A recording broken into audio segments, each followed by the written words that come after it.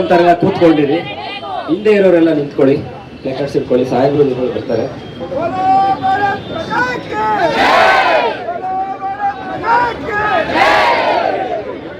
ಗಟ್ಟಿಯಾದ ಧ್ವನಿ ಇರಲಿ.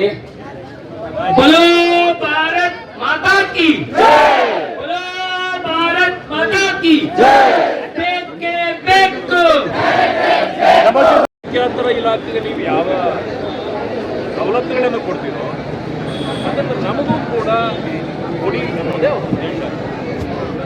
ಅದಕ್ಕಾಗಿ ಅವರು ನಮಗೂ ಒಂದು ನಿರ್ದೇಶನಾಲಯ ಬೇಕು ಅಂತ ಹೇಳಿದ್ದಾರೆ. ಆದ್ದರಿಂದ ನಾನು ನನ್ನನ್ನು ಕರೆದಿದ್ದರು. ಈಗಾಗಲೇ ನಾನು ಮಾತಾಡಿದ್ದೇನೆ. ಈಗ ನಾನು ಮುಖ್ಯಮಂತ್ರಿಗಳನ್ನು ಮಾತಾಡ್ತೇನೆ, ಸಮಾಜ ಕಲ್ಯಾಣ ಸಚಿವರಿಗೂ ನಾನು ಮಾತಾಡ್ತೇನೆ. 3 ದಿವಸಗಳಿಂದ ಇಲ್ಲಿ ಬೀಡುಬಿಟ್ಟಿದ್ದಾರೆ. ಮಳೆ ಬರ್ತಾ ಇದೆ, ಇಷ್ಟೊಂದು ತೊಂದರೆ ಇದೆ. ಸರ್ಕಾರ ಇಷ್ಟೊತ್ತಿಗೆ ಗೌರವ ಕೊಡಬೇಕಾಗಿತ್ತು. ನೋಡಿ, ನಾನು ಒಂದು ಮಾತನ್ನು ಹೇಳಲಿಕ್ಕೆ ಬಯಸ್ತೇನೆ. ಕ್ರೈಸ್ ಅಂತಂದರೆ ಆ ಸಂಸ್ಥೆ ನಡೆಸ್ತಕ್ಕಂಥ ಈ ವ್ಯವಸ್ಥೆ ಇದೆಯಲ್ಲ, ಇದು ಆ ಬಡ ಜನರಿಗೆ ನೀವು ಕೊಡ್ತಕ್ಕಂಥ ಒಂದು ಸವಲತ್ತು. ಆ ಮಕ್ಕಳನ್ನು ಈ ಶಿಕ್ಷಕರ ಮೂಲಕ ಉತ್ತಮ ಪ್ರಜೆಗಳನ್ನಾಗಿ ನೀವು ನಿರ್ಮಾಣ ಮಾಡತಕ್ಕಂಥ ಒಂದು ಯೋಜನೆ. ಇದು ಸರ್ಕಾರದ ಉತ್ತಮ ಯೋಜನೆ, ಸರಿ. ಆದರೆ ಈಗೇನಾಗಿದೆ, ಟೀಚರ್ಸ್ ಕ್ರೈಸ್ ಗೌರ್ಮೆಂಟ್ ಲಾಪ್ಸ್ ಆಗಿದೆ. ಇದು ಆಗಬಾರ್ದು. ಅವರಿಗೆ ಇರ್ತಕ್ಕಂಥ ಸಣ್ಣ ಪುಟ್ಟ ಈ ನ್ಯೂನ್ಯತೆಗಳನ್ನು ಸರಿಪಡಿಸಿ ಅವರಿಗೆ ಈ ವ್ಯವಸ್ಥೆಗಳನ್ನು ಕಲ್ಪಿಸಿಕೊಟ್ರೆ ಅವರು ಕೂಡ ನಿರಾತಂಕವಾಗಿ ಹೋಗಿ ಇನ್ನೂ ಶಾಲೆಗಳಲ್ಲಿ ಕೆಲಸ ಮಾಡ್ತಾರೆ. ಮಕ್ಕಳಿಗೆ ಇನ್ನೂ ಹೆಚ್ಚಿನ ವಿದ್ಯಾಭ್ಯಾಸವನ್ನು ಕೊಟ್ಟು ಫಲಿತಾಂಶಗಳನ್ನು ತರಲಿಕ್ಕೆ ಅವಕಾಶ ಸಿಗ್ತದೆ. ಆದ್ದರಿಂದ ತಕ್ಷಣ ಸರ್ಕಾರ ಅವರ ಗಮನ ಹರಿಸಿ ಅವರ ಪರಿಹಾರ ಮಾಡಬೇಕು ಅಂತೇಳಿ ನಾನು ಆಗ್ರಹ ಪಡ್ತೀನಿ. ಸರ್, ಬೇಕೇ ಬೇಕು ಗ್ಯಾರಂಟಿ. We want.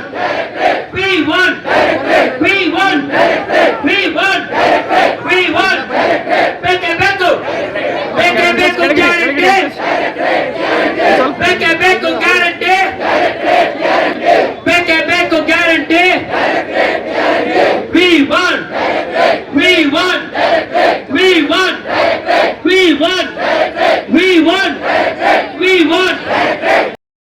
ಶಾಲೆಗಳು ನಡೀತಾ ಇವೆ. ಇಲ್ಲಿ ಏನು ತಾರತಮ್ಯ ಆಗ್ತಾ ಇದೆ ಅಂದ್ರೆ, ನಮ್ಮ ಜೊತೆನೆ ಇದ್ದಂತ ಅಲ್ಪಸಂಖ್ಯಾತ ವಸತಿ ಶಾಲೆಗಳನ್ನ ಡೈರೆಕ್ಟರೇಟ್ ಅನ್ನ ರಚನೆ ಮಾಡಿ ಅಲ್ಲಿ ವಿಲೀನ ಮಾಡಿರ್ತಾರೆ. ಇದರಿಂದ ಅಲ್ಪಸಂಖ್ಯಾತ ಶಿಕ್ಷಣ ಇಲಾಖೆಯಲ್ಲಿ ಕಾರ್ಯನಿರ್ವಹಿಸುವಂತಹ ಎಲ್ಲ ಶಿಕ್ಷಕರಿಗೆ ಎಲ್ಲ ಸರ್ಕಾರಿ ಸೌಲಭ್ಯಗಳನ್ನ ನೀಡ್ತಾ ಇದ್ದಾರೆ. ಆದ್ರೆ ಅದೇ ರೀತಿಯಲ್ಲಿ ಕರ್ತವ್ಯ ನಿರ್ವಹಿಸುವಂತ ನಾವು ಮೊರಾರ್ಜಿ ದೇಸಾಯಿ ಕ್ರೈಸ್ ಅಂಡರ್ ಅಲ್ಲಿ ಇರುವಂತಹ ಮೊರಾರ್ಜಿ ದೇಸಾಯಿ ವಸತಿ ಶಾಲೆಯವರಿಗೆ ನಮ್ಮ ಇಲಾಖೆಯಲ್ಲಿ ರಿಟೈರ್ಡ್ ಆದಂತ ಪ್ರಾಂಶುಪಾಲರುಗಳು ಬರೀ ತಿಂಗಳಿಗೆ 2,500ಗಳಷ್ಟು ಪೆನ್ಷನ್ ಅನ್ನು ಮಾತ್ರ ಪಡಿತಾ ಇದ್ದಾರೆ NPS ನಿಂದ. ಇದು ನಮ್ಮ ಅವರ ಒಂದು ಔಷಧಿ ವೆಚ್ಚ ಕೂಡ ಆಗಲ್ಲ. ಹಾಗಾಗಿ ಮತ್ತು ನಮಗೆ ಯಾವುದೇ ಒಂದು ಮೆಡಿಕಲ್ ಸೌಲಭ್ಯ ಕೂಡ ಇಲ್ಲ. ಇದರಿಂದ ನಮ್ಗೆ ಯಾವುದಾದ್ರೂ ಒಂದು ಮಾರಣಾಂತಿಕ ಕಾಯಿಲೆ ಆಯಿತು ಅಥವಾ ನಮ್ಮ ಅವಲಂಬಿತರಿಗೆ ಏನಾದರೂ ಒಂದು ಕಾಯಿಲೆ ಬಂತು ಅಂದರೆ ಅದು ಕೂಡ ನಮ್ಮಲ್ಲಿ ಭರಿಸಲಿಕ್ಕೆ ನಮ್ಮ ಹತ್ರ ಸಾಧ್ಯ ಆಗ್ತಿಲ್ಲ. ಹಾಗಾಗಿ ನಾವು ಭಾಳ ಕಷ್ಟಪಟ್ಟಿದ್ದೇವೆ. 24 ತಾಸು ಮಕ್ಕಳ ಜೊತೆ ಇರ್ತೇವೆ, ವಿಶೇಷ ತರಗತಿಗಳನ್ನು ಮಾಡ್ತೇವೆ. ಎಲ್ಲ ರೀತಿಯಿಂದ ಕಷ್ಟಪಟ್ಟು ನಾವು ಒಳ್ಳೆಯ ಒಂದು ರಿಸಲ್ಟನ್ನು ತಂದುಕೊಟ್ಟಿದ್ದೇವೆ. ನೀವು ನೋಡಿರ್ಬೋದು, ಶಿಕ್ಷಣ ಇಲಾಖೆಗಿಂತ ನಾವು ಹೆಚ್ಚಿನ ಒಂದು ರಿಸಲ್ಟನ್ನು ಕೊಟ್ಟಿದ್ದೇವೆ. ಈ ಸಲ 91% ಉತ್ತಮವಾದ ಒಂದು ರಿಸಲ್ಟನ್ನು ಕೊಟ್ಟಿದ್ದೇವೆ. ಆದರೂ ಕೂಡ ನಮಗೆ ತಾರತಮ್ಯ ಆಗ್ತಿದೆ. ನಮಗೆ ಯಾವುದೇ ಒಂದು ವಿಶೇಷವಾದ ಸವಲತ್ತುಗಳನ್ನು ಕೊಡ್ತಾ ಇಲ್ಲ. ಯಾವುದೇ ಒಂದು ಸವಲತ್ತುಗಳನ್ನು ಕೇಳಿದ್ರು ಕೂಡ ನೀವು ಸರ್ಕಾರದ ಬೋರ್ಡ್ ಆ್ಯಂಡ್ ಕಾರ್ಪೊರೇಷನ್ ನೌಕರರು, ಹಾಗಾಗಿ ನಿಮಗೆ ಈ ಸೌಲಭ್ಯ ಕೊಡಲು ಬರುವುದಿಲ್ಲ, ಈ ರೀತಿ ರಿಜೆಕ್ಟ್ ಮಾಡ್ತಾ ಇದ್ದಾರೆ. ಹಾಗಾಗಿ ನಮ್ಮ ಬೇಡಿಕೆ, ಪ್ರಮುಖ ಬೇಡಿಕೆ, ನಮ್ಮನ್ನು ಕೂಡ ಸರ್ಕಾರಿ ನೌಕರರನ್ನಾಗಿ ಪರಿಗಣಿಸಿ ನಮ್ಮ ಶಾಲೆಗಳನ್ನ ಎಲ್ಲ ಒಂದು ಡೈರೆಕ್ಟರೇಟ್ ಅಂತ ಒಂದು ವಸತಿ ಶಿಕ್ಷಣ ನಿರ್ದೇಶನಾಲಯ ಅಂತ ಒಂದನ್ನು ರಚನೆ ಮಾಡಿ ಅದಕ್ಕೆ ಎಲ್ಲ ಶಾಲೆಗಳನ್ನು ತಂದು ನಮಗೆ ಎಲ್ಲ ಸರ್ಕಾರಿ ಸೌಲಭ್ಯಗಳನ್ನು ನೀಡಬೇಕು ಎಂದು ನಾವು ಸರ್ಕಾರದಲ್ಲಿ ಅಳಲನ್ನು ಕೇಳ್ಕೊಳ್ತಾ ಇದ್ದೇವೆ. ಸೊ ಇದನ್ನು ನಾವು ಎಲ್ಲರೂ ಇಲ್ಲಿ ಇವತ್ತಿಗೆ ತುಂಬ ಜನ ಎಲ್ಲ ರಾಜ್ಯಾದ್ಯಂತ ಎಲ್ಲರೂ ಬಂದಿದ್ದಾರೆ. ಸೊ ನಾವು ಹೊರಗಾಗ್ತಾ ಇದ್ದೇವೆ. ಸೊ ನಾವು ಈಗ ಇವತ್ತು ಇಲ್ಲಿ ಪ್ರೊಟೆಸ್ಟ್ ಮಾಡ್ತಾ ಇದ್ದೇವೆ, ನಾಳೆ ಕೂಡ ಮಾಡ್ತೇವೆ, ನಾಡ್ದು ಕೂಡ ಸಾಧ್ಯ ಆದರೆ ಮಾಡ್ತೇವೆ. ಇದು ನಮಗೆ ಯಾವುದೇ ಕೂಡ ಆದೇಶಗಳು ಬಂದಿಲ್ಲ ಅಂದರೆ ನಾವು ಇನ್ನು ಮುಂದೆ 29ನೇ ತಾರೀಕಿನಿಂದ ಮತ್ತು ಇನ್ನೂ ಜೋರಾಗಿ ನಾವು ಜಿಲ್ಲಾ ಮಟ್ಟದಲ್ಲಿ ಇದನ್ನ ಸಚಿವರು ಹಾಗೆ ಈ ಮಾನ್ಯ ಮುಖ್ಯಮಂತ್ರಿಗಳು ನಮ್ಮ ಅಳನೆಲ್ಲ ಕೇಳಿಕೊಂಡು ನಮಗೆ ನ್ಯಾಯ ಒದಗಿಸಿಕೊಡ್ಬೇಕು ಅಂತ ನಾನು ಈ ಸಮಸ್ತ ಎಲ್ಲ ನೌಕರರ ಪರವಾಗಿ ಎಲ್ಲರಲ್ಲೂ ಬೇಡಿಕೊಳ್ತೇನೆ. ಧನ್ಯವಾದ. ಪ್ರಾರಂಭ ಮಾಡಿರೋಂಥ ವಿಚಾರ ತಮಗೆಲ್ಲ ಗೊತ್ತಿದೆ. ಏನು ನಮ್ಮ ಕ್ರೈಸ್ತನ್ನ ವಸತಿ ಶಾಲೆಗಳಿದ್ದಾವೆ, ಈ ಕ್ರೈಸ್ತನ್ನ ಡೈರೆಕ್ಟ್ರೇಟ್ ಮಾಡಬೇಕು, ಅದ್ರ ಮುಖಾಂತರ ಸರ್ಕಾರಿ ಸೌಮ್ಯಕ್ಕೆ ನೇರವಾಗಿ ಇದನ್ನು ಒಳಪಡಿಸಬೇಕು. ಆ ಮುಖಾಂತರ ಸರ್ಕಾರಿ ನೌಕರರು ಸಿಗುವಂತಹ ಎಲ್ಲ ಸೌಲಭ್ಯಗಳನ್ನ ನಾವು ಪಡ್ಕೋಬೇಕು ಅನ್ನೋ ಒಂದು ಏಕೈಕ ಉದ್ದೇಶವನ್ನು ಇಟ್ಕೊಂಡು ನಮಗೆ 5 ಬೇಡಿಕೆಗಳನ್ನು ನೀವು ನಮ್ಮೆಲ್ಲ ತಿಳಿಸಿದ್ದೇನೆ. 5 ಬೇಡಿಕೆಗಳು ಅಂದರೆ ನಾವು DCRG ಅಂತ ಹೇಳಿ ಕರೀತೇವೆ. ಅದು ಅಂದರೆ ಮರಣ ಹೊಂದಿದಂತಹ ನಿವೃತ್ತಿಯಾದಂಥ ನೌಕರರಿಗೆ ಸಿಗುವಂಥ ಒಂದು ಸೌಲಭ್ಯ ಅದು ನಮಗೆ ಸಿಗ್ತಾ ಇಲ್ಲ. ಸರ್ಕಾರ ನಾವೆಲ್ಲ ಕೇಳಿದ 5 ಲಕ್ಷ ಇಡಿಗಟ್ಟು ಕೊಡ್ತಾ ಇದೆ, ಅದನ್ನು 20 ಲಕ್ಷ ಹೆಚ್ಚು ಮಾಡುವಂಥದ್ದು. ಆರೋಗ್ಯ ವಿಮೆಯಾಗಿ ಜ್ಯೋತಿ ಸಂಜೀವನಿಯಿಂದ ಜಾರಿಗೊಳಿಸಿ ನಮ್ಮ 7 ಮಾರಣಾಂತಿಕ ಕಾಯಿಲೆಗಳಿಗೆ ಆದಾಗ ನಗದು ರಹಿತ ಚಿಕಿತ್ಸೆಯನ್ನು ಕೊಡುವಂಥ ಒಂದು ಬೇಡಿಕೆ. ನಮ್ಮ ವಸತಿ ಶಾಲೆಗಳು ಗುಡ್ಡಗಾಡು ಪ್ರದೇಶಗಳಿರೋದ್ರಿಂದ ನಾವು ಅಲ್ಲಿ ಇರಲೇಬೇಕು ಅನ್ನೋ ಒಂದು ಅಧಿನಿಯಮವನ್ನು ಅವ್ರು ಹಾಕಿರೋದ್ರಿಂದ DPRL ಒಂದು ನಿಯಮಾನುಸಾರವಾಗಿ ನಮಗೆ ಫ್ರೀ ಕ್ವಾರ್ಟರ್ಸ್ಗಳನ್ನ ಕೊಡಬೇಕು. 10% ಅಲವೆನ್ಸ್ ಎಕ್ಸ್ಟ್ರಾ ಕೊಡಬೇಕು. ನವೋದಯದಲ್ಲಿ ಇದೆ ಹೆಚ್ಚು ಕೆಲಸ ಮಾಡೋದ್ರಿಂದ. ಇವೆಲ್ಲವನ್ನು ಸರಿಪಡಿಸಬೇಕು ಅಂದರೆ ನಮ್ಮ ಕ್ರೈಸ್ ಡೈರೆಕ್ಟೆಡ್ ಆಗಬೇಕು. ಈ ನಿರ್ದೇಶನಾಲಯವನ್ನು ಮಾಡಬೇಕು ಅನ್ನೋ ಒಂದು ಗುರಿ ಇಟ್ಕೊಂಡು ನಾವು 13 ವರ್ಷಗಳನ್ನು ಹೋರಾಡಿದ್ದೇವೆ. ಕಳೆದ ವರ್ಷವೂ ಸಹ ಬೆಳಗಾವಿ ಅಧಿವೇಶನದಲ್ಲಿ ಮಾಡಿದ್ವಿ. ಆಗ ಮಾನ್ಯ ಮಂತ್ರಿಗಳು ಭರವಸೆನೇ ಕೊಟ್ಟಿದ್ರು, ಆದರೆ ಯಾವುವು ಇಂಪ್ಲಿಮೆಂಟ್ ಆಗಲಿಲ್ಲ. ಈಗ ನಾವು ಹೋರಾಟ ಮಾಡ್ತೀವಿ ಅಂತ ಸರ್ಕಾರಕ್ಕೆ ನೋಟಿಸ್ ಕೊಟ್ಟಾಗ ಮೊನ್ನೆ ನಮ್ಮನ್ನು 19ನೇ ತಾರೀಕು ಕರೆದು ಸಭೆಯನ್ನು ಮಾಡಿ ನಮ್ಮನ್ನು ಆಮಂತ್ರಣ ಮಾಡಿ ಚರ್ಚೆ ಮಾಡಿದ್ರು, ಭರವಸೆನೇ ಕೊಟ್ಟರು, ಆದರೆ ಸರ್ಕಾರಿ ಆದೇಶಗಳಾಗಿಲ್ಲ. ಹಾಗಾಗಿ ನಾವು ನಿನ್ನೆಯಿಂದ ಹೋರಾಟವನ್ನು ಪ್ರಾರಂಭ ಮಾಡಿದ್ದೇವೆ. ಸರ್ಕಾರದಿಂದ ಮಾತುಕತೆಗಳು ನಡೀತಿದೆ. ನಮ್ಮ ಪರವಾಗಿ ನಮ್ಮ 5 ಬೇಡಿಕೆಗಳ ಪರವಾಗಿ ನಮಗೆ ಸರ್ಕಾರಿ ಆದೇಶಗಳು ಆಗುವವರೆಗೂ ನಮ್ಮ ಹೋರಾಟ ಮುಂದುವರಿತದೆ. ಇದು ಪೊಲೀಸ್ ಪರ್ಮಿಷನ್ ಏನಾದರೂ ನಾಳೆ ಸಿಕ್ಕಿದ್ರೆ ನಾವು ನಾಳೆನೂ ಮಾಡ್ತೇವೆ.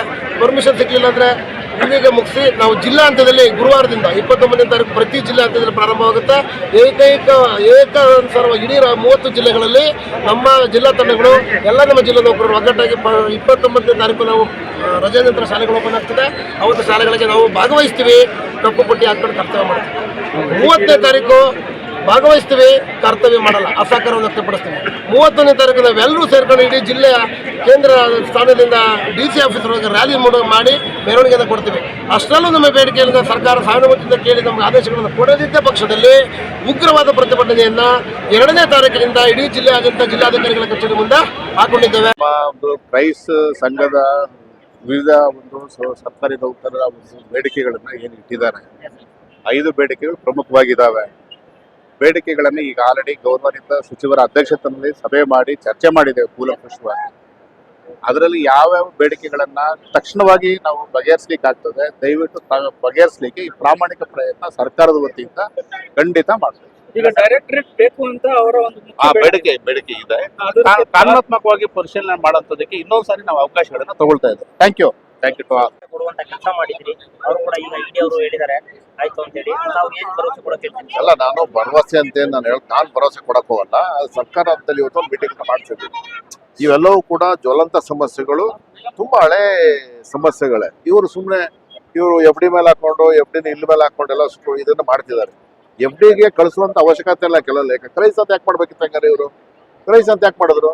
ಕ್ರೈಸ್ ಅಂತ ಮಾಡೋದು ಉದ್ದೇಶ ಏನಂತಂದ್ರೆ ಸರ್ಕಾರದ ಹಸ್ತಕ್ಷೇಪ ಇಲ್ಲದೇನೆ ಇವನ್ನೆಲ್ಲ ಕೂಡ ಸರಿಯಾದ ರೀತಿಯಲ್ಲಿ ನಡೆಯಬೇಕು. ನಾವು ಮೂಲಭೂತ ಸೌಲಭ್ಯಗಳ ಜೊತೆಗೆ ನಾವು ಇದನ್ನ ನಡೆಸಬೇಕು ಅಂತ ಹೇಳಿ. ಆದ್ರೆ ಇವರು ಎಲ್ಲ FD ಕಳಿಸ್ತಾ ಇದಾರೆ. ಈಗ ಇವತ್ತು ನಾನು ಹೇಳಿದ್ದೀನಿ, FD ಕಳ್ಸಿಕೊಡ್ದು ನೀವು. ನಿರ್ದೇಶನಾಲಯ ಮಾಡುದಿಲ್ಲ ಅಂದ್ಮೇಲೆ FD ಕಳ್ಸೋದು ಅಗತ್ಯ ಇಲ್ಲ, ಕ್ರೈಸ್ ಡಿಸೈಡ್ ಮಾಡಬೇಕು. ಅದಕ್ಕೆ ಇವತ್ತು ನಾವೆಲ್ಲ ಮಾಡ್ತೀವಿ ಅಂತೇಳಿ ಈ DCRG ಒಂದು 15 ಲಕ್ಷಕ್ಕೆ ನಾವು ಇನ್ನೊಂದು ವಾರದಲ್ಲಿ ಮಾಡ್ತೀವಿ ಅಂತ ಹೇಳಿದ್ದಾರೆ. ಇದ್ರದ್ದೊಂದು ಯಾವುದು ಆರೋಗ್ಯ ಸಂಜೀವನಿದು ಆರೋಗ್ಯ ಇಲಾಖೆ ಕೊಡ್ತೀವಿ ಅಂತ ಹೇಳಿದ್ದಾರೆ. ನನ್ನ ಎದುರುಗಡೆ ಹರ್ಷಗುಪ್ತ ಅವರಿಗೆ ಮತ್ತೆ ಉಜ್ವಲ್ ಕುಮಾರ್ ಘೋಷ್ ಅಂತ ಮಾತಾಡೋದು 15 ಟೈಮ್ ತಗೊಂಡಿದ್ದಾರೆ. ಅದನ್ನು ಕೂಡ 4.5 ಕೋಟಿ ಕೊಟ್ಟು 39,000 ಚಿಲ್ಲರೆ ಇವ್ರುಗಳಿಗೆ ಮತ್ತು ಇವರ ಅನುಯಾಯಿಗಳು ಏನಿರ್ತಾರೆ, ತಂದೆ ತಾಯಿ ಇವ್ರೇನಿರ್ತಾರೆ ಅವ್ರುಗಳು ಕೊಡಬೇಕು ಅನ್ನೋದನ್ನ ಮಾಡಿಕೊಡ್ತೀವಿ ಅಂತ ಆರೋಗ್ಯ ಇಲಾಖೆಯವರು ಕೂಡ ಒಪ್ಕೊಂಡಿದ್ದಾರೆ. ಯಾವುದೇ ಸರ್ಕಾರದ ವಕ್ತಾರ ಅಲ್ಲ, ವೆರಿ ಕ್ಲಿಯರ್ ಆಗಿ ಹೇಳ್ತಾ ಇದ್ದೀನಿ. ನಾನು ರೆಪ್ರೆಸೆಂಟೇಟಿವ್ ಫ್ರಮ್ ಟೀಚರ್ ಕಾನ್ಸ್ಟಿಟ್ಯೂನ್ಸಿ, ಈ ಕ್ಷೇತ್ರ ಪ್ರತಿನಿಧಿ ಅಂತಲ್ಲ. ಹಾಗಾಗಿ ನಾನು ಒಂದು ಬ್ರಿಡ್ಜ್ ಆಗಿ ಕೆಲಸ ಮಾಡೋದೇ ಹೊರತು ಒಂದ್ ಕಡೆ ಅಂತ ಮಾಡಕ್ ಆಗಲ್ಲ. ಆದ್ರೆ ಏನು ಅಂತಂದ್ರೆ ಇವ್ರು ನ್ಯಾಯಯುತವಾಗಿದೆ, ನಾನು ಇವ್ರ ಪರನೇ ಇರ್ಬೇಕು. ನಾನು ಹಂಗಾಗಿ ನಾನು ಇವತ್ತಿನ ದಿನ ಅವ್ರು ನಾನು ಹೇಳಿದ್ದೀನಿ, ನಿಮ್ ಲೆವೆಲ್ಲೇ ಮಾಡಿ ಅಂತ ಹೇಳಿದೀನಿ. ಇವ್ರ ಲೆವೆಲ್ ಮಾಡಕ್ಕೆ ಈಗ ಒಪ್ಕೊಂಡಿದ್ದಾರೆ. ಒಂದೇ ಒಂದು FD ಕಳಿಸ್ಬೇಕಾಗಿರೋದು ಇವರು ನಿರ್ದೇಶನ ಮಾಡ್ಲಿಕ್ಕೆ ಅಷ್ಟೇ ಕಳಿಸ್ಬೇಕು. ಮಿಕ್ಕದೆಲ್ಲ ಕೂಡ ಇವರೇ ತೀರ್ಮಾನ ತಗೋಬೇಕಾಯ್ತು. ಸುಮ್ಮನೆ ಅಲ್ಲೇ ಕಳ್ಸೋ ಇಲ್ಲಿ ಕಳ್ಸೋದೆಲ್ಲ ಬೇಕಾಗಿಲ್ಲ ಅಂತ ಇವತ್ತು ಹೇಳಿದೀನಿ. ಆದ್ರೂ ಒಪ್ಕೊಂಡಿದ್ದಾರೆ, ಮಾಡಿ ಕೊಡ್ತೀವಿ ಅಂತ ಹೇಳಿದ್ರೆ. ಆದ್ರೂ ಚಿಂತ ಬದಲಿ ಆಯ್ತು ಅಂತ ಹೇಳಿದ್ದೀನಿ, ನಾನು ಮಾಡ್ಸೋಣ ಅಂತ ಹೇಳಿ. ಈಗ 1 ತಿಂಗಳ ಒಳಗಡೆ ಕೆಲವೆಲ್ಲ ಆಯ್ತವ ಮಾಡಿಸ್ತೀನಿ. ನಾನು ನಾನು ಈ ವಿಷಯದಲ್ಲಿ ಈ ಪ್ರಜಾಪ್ರಭುತ್ವ ವ್ಯವಸ್ಥೆಯಲ್ಲಿ ಇವೆಲ್ಲ ಇರಬೇಕು. ಯಾವುದೇ ಸರ್ಕಾರ ನಾವಿದ್ರು ಕೂಡ ಇವ್ರು ಇರಬೇಕು. ಈ ತರ ಸ್ಟ್ರೈಕ್ಗಳು ನಡಿಬೇಕು, ಆಗಲೇ ಕಣ್ ತೆರೆಯೋದು. ಇಲ್ಲಿ ಆಡಳಿತದಲ್ಲಿದ್ದವ್ರಿಗೆ ಕಣ್ ಕಾಣಿಸೋದಿಲ್ಲ, ಕಿವಿನೂ ಕೇಳಿಸೋದಿಲ್ಲ. ಅರ್ಥಾತ್ ಇವತ್ತು ಆ ಕೆಲಸ ಮಾಡೋರು ಇವರೆಲ್ಲರೂ ಪಾಪ, ಅರ್ಥ ಆಯ್ತಲ್ಲ. ಅದಕ್ಕೆ ನಾನು ಹೇಳಿದ್ದೀನಿ ಅವ್ರು ತೀರ್ಮಾನ ತಗೊಳ್ಳಿ. ಆದ್ರೆ ನಾನು ಈ ಕ್ಷೇತ್ರದ ಪ್ರತಿನಿಧಿಯಾಗಿ ಸರ್ಕಾರದಂತಲ್ಲಿ 100ಕ್ಕೆ 100 ಭಾಗ ಪ್ರಾಮಾಣಿಕವಾಗಿ ಈಗ ಏನು ಬೇಡಿಕೆ ಕೊಟ್ಟಿದೆ ಅವನ್ನ ಬಗೆಹರಿಸತಕ್ಕಂಥ ಕೆಲಸನ ಮಾಡ್ತೀನಿ.